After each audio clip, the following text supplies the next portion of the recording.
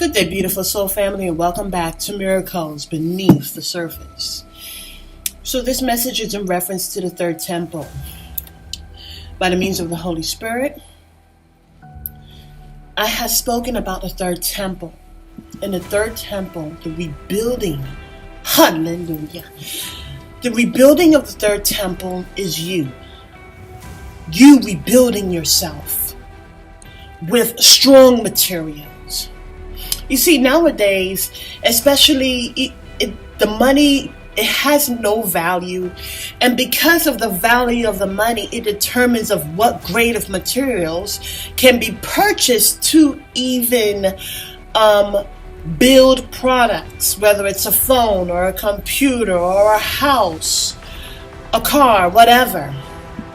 Back in the past, when the money still had value, it was able to purchase materials, ingredients that are of high quality.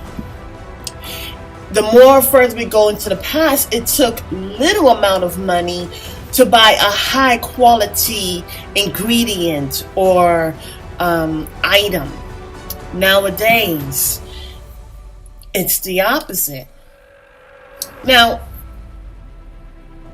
the Holy Spirit was telling me they still don't get it.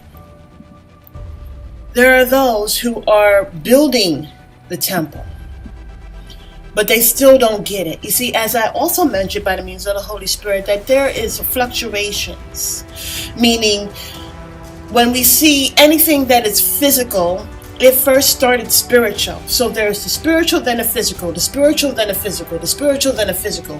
When Yeshua HaMashiach said that he's going to destroy this temple and rebuild it, they did not understand. They were all physical. Their elevator couldn't go all the way up. And so the thing about a beautiful soul family is their descendants are the same way. Now, what's so amazing, beautiful soul family, is the rebuild. As we go into Ezra and we go into Nehemiah, in Ezra it talks about the rebuilding, hallelujah, of the temple, right? But what did they have to do first? Ezra first went back into the law. He went back and humbled himself and learned.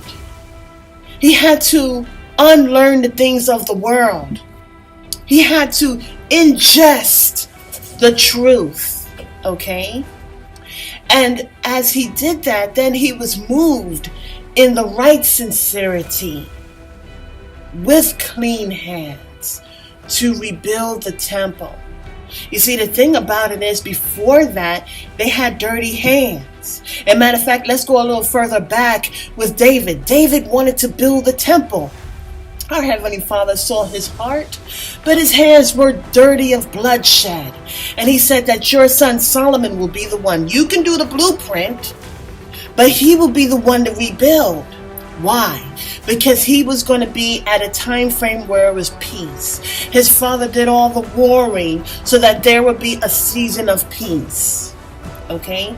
And so in the same like way, there are those who are calling themselves such, but their hands are dirty.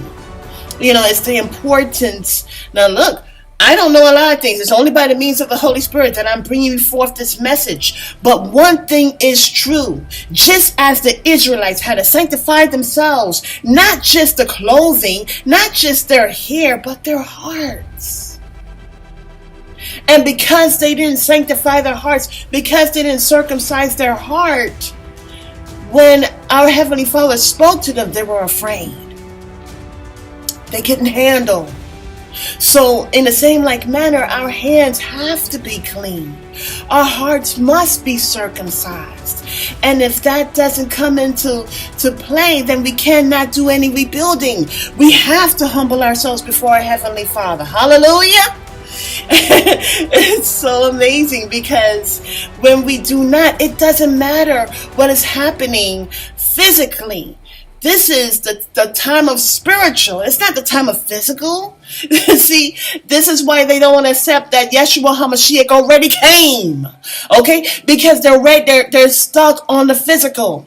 He came already, and they rejected him, and they sought to take his life. And they sought to undo the very things that brought people hope.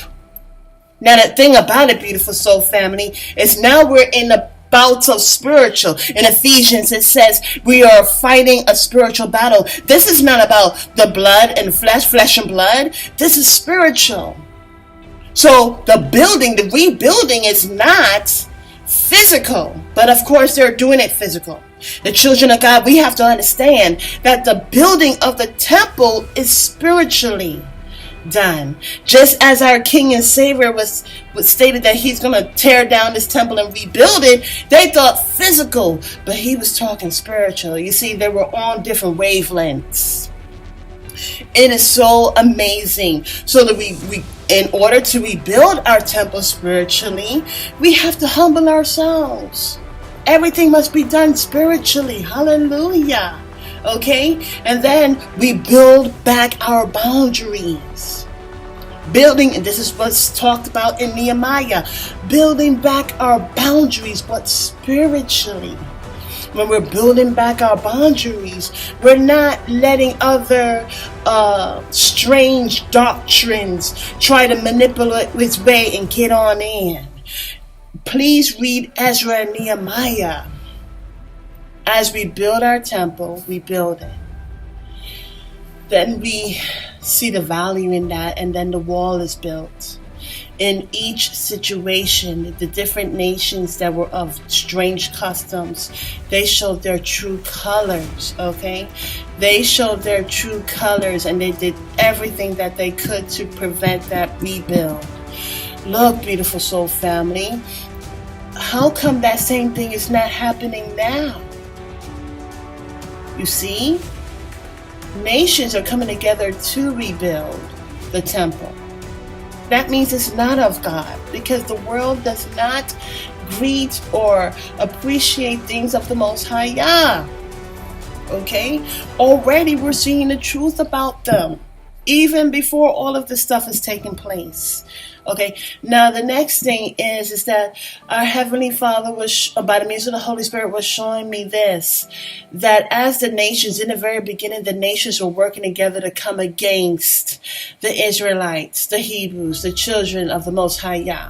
Okay, they are working together. Now we're at a point of time where nation is coming against nation and kingdom is coming against kingdom. What does this mean? That means they're dividing. And as they're dividing, we have to remember who we are and come back together in unity. It's almost like the opposite end of the spectrum. In the very beginning, these nations were together, coming together. And they were coming together to come against the children of the Most High Yah. All right? It doesn't mean that none of that has changed. But right now, they're coming against one another. As they're distracted with one another, or they're trying to distract the world with this stage of events, we must rebuild our temple, and we must rebuild our wall. We must bring unity and love and peace and joy with one another, encouraging one another to stay strong in the fight.